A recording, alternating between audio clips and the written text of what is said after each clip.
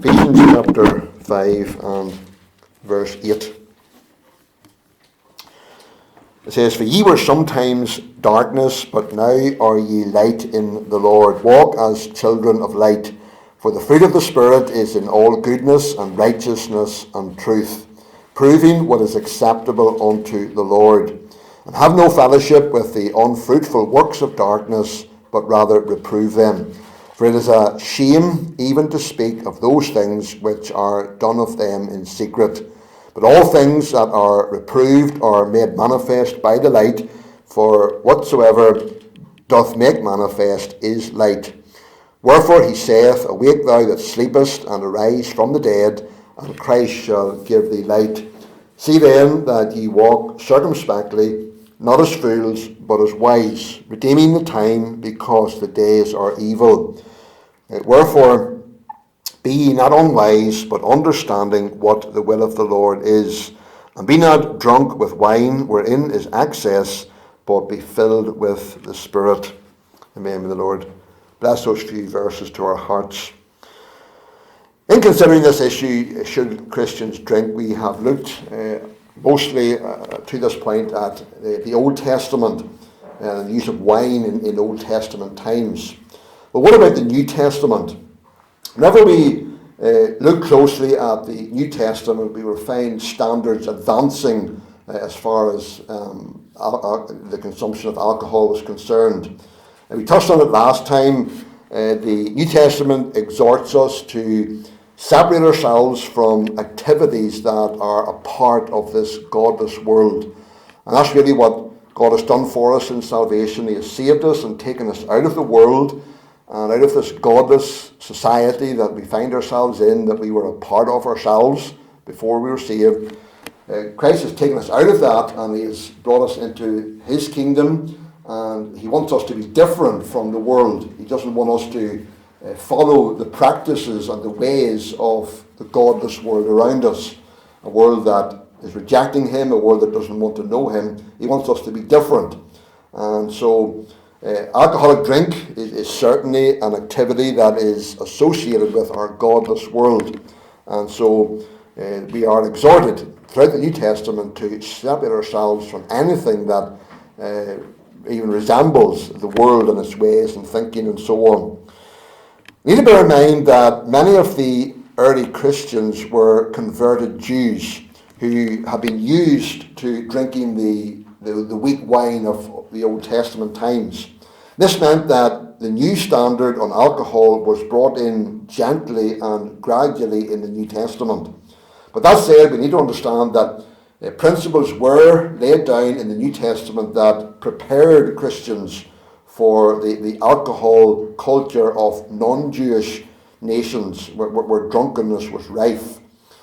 There's evidence in the New Testament itself, and we're going to look at some of that tonight, evidence that Christian abstinence, that means total abstinence from alcohol, began in the early church. What is some of that evidence? First, if you want to turn to 1 Timothy chapter 5 and verse 23. This is a verse that's often quoted by those who support the idea that Christians can drink in moderation. But if you examine this verse more closely, it is actually evidence for abstention. 1 Timothy 5 and 23, it says, "Drink no longer water, but use a little wine for thy stomach's sake and thine often infirmities." So, as I've said, people use this verse to justify moderate alcoholic drinking among Christians. Those words are actually very clear that Timothy totally avoided alcohol. The first statement there, drink no longer water, the meaning is stop drinking only water. So that meant that Timothy only drank water. He didn't drink alcoholic drinks or wine. It was his practice to only drink water. And Paul knew that whenever he was telling them this here. When you think of it too, Paul called Timothy his son. A number of references in the New Testament to Paul calling Timothy his son. Timothy looked to Paul as his spiritual father. He imitated him in many ways. Timothy wouldn't have followed any principle that wasn't taken from Paul's own personal example. 2 Timothy 3:10 says, Paul said to Timothy, "But thou hast fully known my doctrine, manner of life, purpose, faith, long-suffering, charity, patience." So Paul said to Timothy that he had fully known his manner of life. And the Greek term that's translated there as fully known literally means followed closely or conformed to. So Paul was saying to Timothy that you have followed closely my manner of life. So whatever Timothy saw in Paul, the things that Paul did, the way he conducted himself, the things he did and didn't do, Timothy followed those things closely. He looked up to him as a spiritual father and imitated him in all of those ways. If Timothy followed closely Paul's manner of life, and if Timothy only drank water, then that means that Paul also must have only drank water and not touched alcohol. If Timothy followed Paul closely in all that he did, then that tells us that Paul only drank water and didn't drink wine. And it was part of Paul's calling to be an example, especially for other Christian leaders, who in turn were to be examples to their people. Philippians 3:17 says, "Brethren, be followers together of me, and mark them which walk so as ye have us for an example." So when Paul talked there about us, he was referring to his immediate helpers, one of which was Timothy and Luke, and there were others. So the fact that Timothy abstained from alcohol is a powerful indication that this was Paul's practice also, and we would believe all of the apostles. It's interesting to note that Paul didn't say to Timothy here in this verse, "Oh, there's nothing wrong with taking wine. Why don't you take some like the rest of us?" He didn't say that. But rather he just gives one reason why Timothy should take wine, and just a little at that. It's not even certain it's not even 100% certain that this was alcoholic wine. But even if it was, the reason that Paul gave to Timothy to take a little wine was Timothy was susceptible to stomach issues and other ailments, which were probably aggravated by the water. Maybe the water wasn't totally clean or whatever, or even foodborne infections. So it seems as if Timothy had stomach issues, and Paul tells him that one reason he can take a little wine, which wasn't even strong wine, if it even was, it wasn't even strong as far as the alcohol was concerned, and maybe didn't even have alcohol at all. But at best, this wine that Paul told Timothy to take to help with his stomach issues would have been very weak. Modern research shows that grapes that wine is made from have a substance which is highly effective against stomach viruses. But this substance is diminished and even eventually destroyed by the process of fermentation, which is how wine is made. So the wines of today, which are highly fermented, have a high level of alcohol in them, would have been no good for Timothy's stomach issues. But a very weak wine would have been a benefit to him. So the reality was, Timothy was an abstainer who followed the example of Paul. Paul advised him to take a little wine for his stomach issues, and that's hardly a justifiable excuse for Christians to drink wine in moderation, modern day wine.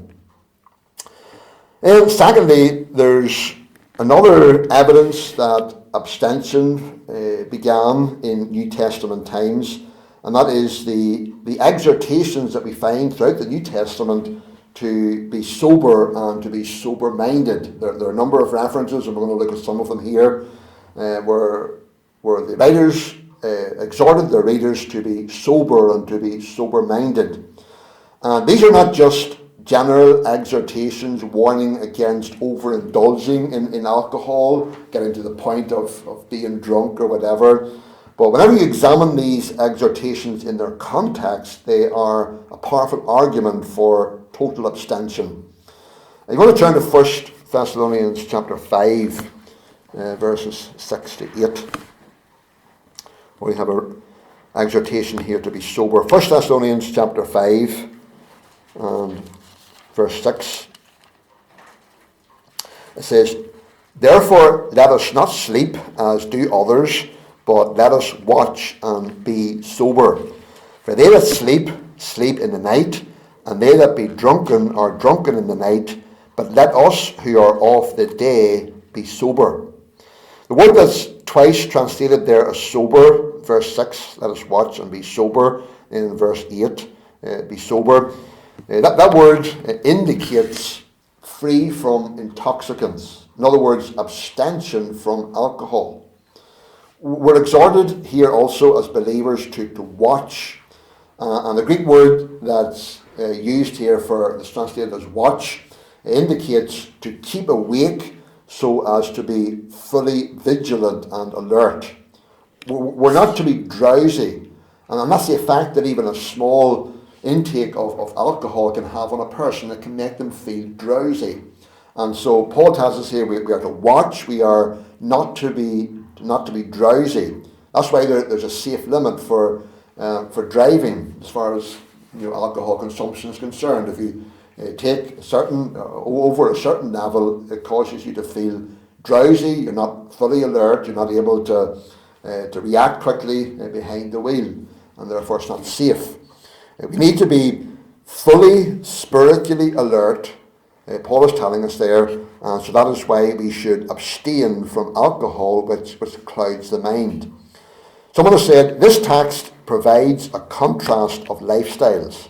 On the one hand, we see those who are under the power of this world, children of the night. They drink. On the other hand, Christians are said to be children of the day, those characterized by freedom from intoxicants and therefore fully alert. Surely this text is telling us to abstain from alcohol, not to be taking any alcohol which would in any way cloud our minds, cause us to feel drowsy. We are to be fully spiritually alert. People drink alcoholic drinks today, not merely for the taste. I'm told that some of them taste horrible, but it's not for the taste that people drink them or just to brighten a meal, but it's to have a relaxing feeling whenever they're feeling a bit down on it perhaps, or maybe through some trouble or whatever. They turn to alcohol and take alcohol to make them feel a little better, to make them feel more cheery or whatever. This shows that modern day alcoholic drinks affect the mind and the mood even when taken in moderation. Alcohol is an intoxicating drug that suppresses the higher faculties. And that goes against all the exhortations in the New Testament to be sober, to be alert, to be vigilant. And do we not want to be at our very best for the Lord? Why do we want to take anything or be in any kind of a state that would cause us to be less than our very best for the Lord? And to be living as children of light. That's what we're called to be children of light, to show people around us that we are different, that we belong to the Lord, that we have salvation and spiritual life. And so we need to be fully alert, fully vigilant, watching, as Paul says. And so to take even the least bit of alcohol, it goes against us being able to do that at our very best. Another verse we want to turn to is Titus chapter 2 and verse 2. Titus chapter 2 and verse 2, Paul says that the aged men be sober, grave, temperate. This context shows that sober means total abstention. Elderly believers, Paul's telling them that the aged men, elderly believers, are to be setting an example to younger believers. And in doing that, they shouldn't allow their judgment even to be clouded in the least, or their minds slowed in any way, but they should have very sharp faculties. The least consumption of alcohol would go against that very high ideal, and that's why he writes to them to be sober. He really is telling them, do not take alcoholic drink that's going to cause you to be less than what you should be and be an example to younger believers. You're to have your not to have your judgment clouded in any way by the influence of alcohol, but you have all your faculties as sharp as they can be. Turn over to 1 Peter chapter 1 for another reference here to being sober. 1 Peter chapter 1 and verse 13. It says, "Wherefore gird up the loins of your mind, be sober, and hope to the end for the grace that is to be brought unto you at the revelation of Jesus Christ." So the word sober here is used in the context of girding up the loins of our mind, and also it's in light of the fact that Christ is coming again. In light of the fact that Christ is returning, and how we should be living in the light of that, and how we should be behaving, then he says we are to gird up the loins of our minds. Our minds are to be as sharp as they can. They'll be fully focused upon the Lord, upon serving him, being faithful to him, knowing that he is coming again someday. And the mind can only function at its very best whenever it's not under the influence of alcohol. So again, a powerful exhortation to us in the light of the fact that Christ is coming again. We are to be sober. We are to not touch alcohol so that we can be at our very best, watching and waiting for the Lord's return. Then turn over a few pages to 1 Peter chapter 4 and verse 7. Another reference here to being sober. Chapter 4 and verse 7. It says, "But the end of all things is at hand. Be ye therefore sober and watch unto prayer." So again, the context there is that the end of all things is near. And surely we are nearer the end of the world today than when Peter even first wrote that.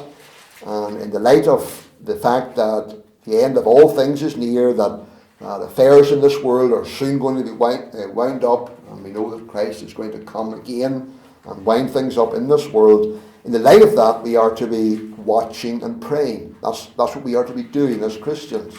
That's what we're doing even in coming to the prayer meeting here tonight. We are watching and praying because we know that the end of the world is coming. Christ is coming again. There are serious issues all around us. We need to be watching and praying.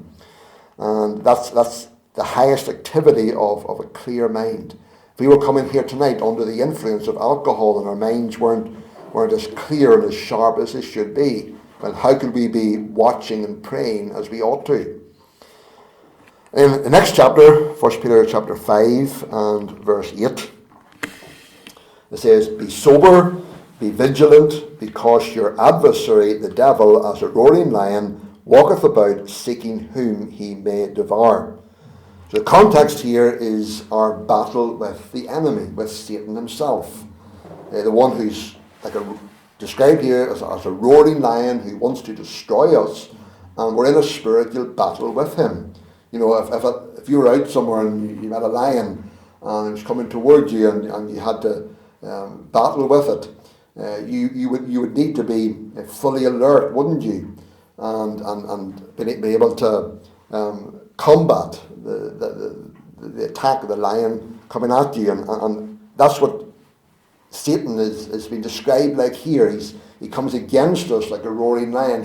He wants to destroy us, and how vigilant we need to be. You know, would a soldier going out to battle, if he was under the influence of alcohol, would he be able to fight in that battle? Would he be able to be as alert and as sharp and as he fights in that battle? Of course he couldn't. He needs to have a very clear mind. How can we expect to fight our enemy, Satan himself, if our minds are clouded by alcohol? And that's why Peter says here, be sober. Don't touch alcohol. Have a clear mind so that you can combat Satan. And then if you turn back to Ephesians 5, verse 15. Ephesians 5 and verse 15, Paul says, see then, that's the passage we read earlier, verse 15. See then that ye walk circumspectly, not as fools, but as wise, redeeming the time, because the days are evil. Wherefore be ye not unwise, but understanding what the will of the Lord is. And be not drunk with wine, wherein is excess, but be filled with the Spirit. Verse 15, the word circumspectly there, that word means most exactly or extremely precisely. So that's what Paul is saying. Walk circumspectly. Walk with an extreme precision. Be very precise in your walk with the Lord. Give it the utmost diligence. Christian life is a task that requires that there be real precision, no room for the slightest deviation or mistake. Think of doing something that requires you to hold your hand very still. You've tried to thread a needle sometimes, and if your hand is shaking the least, you may have to steady your hand to be able to be so precise to get that thread through the head of that needle. The slightest tremor of the hand will prevent you from doing that. As believers, Paul's telling us here, in seeking to serve the Lord, redeeming the time because of the evil of the days around us, then our minds and our spirits mustn't be blurred in the least, even to the smallest degree. We must have the clearest minds as we seek to serve the Lord in the evil days in which we live. So that's another argument, another reason why we believe that total abstention began in the New Testament. These exhortations to be sober. Then thirdly, another argument for total abstention is the consideration for younger or weaker believers and for people who are more vulnerable to alcoholism. We're commanded as believers not to set a potentially harmful example to others in any matter. 2 Corinthians 6, 3-4, it says, giving no offence in anything, that the ministry be not blamed, but in all things approving ourselves as the ministers of God by kindness, by love unfeigned. We must not take up any habits that would be an offence to others, habits that would lead others down a wrong path, that would lead them into disaster.